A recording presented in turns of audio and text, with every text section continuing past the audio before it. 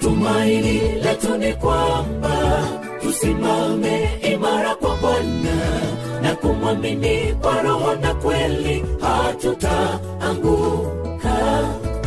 Walio wake atawalinda, majaribuni atawaondoa.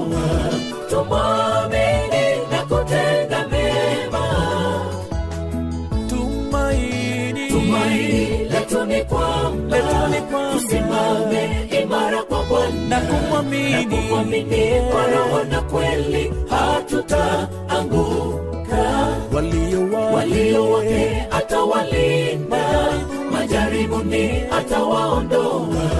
Tumwamini na kutenda mema. Kama milima inavyokuzunguka Yerusalemu,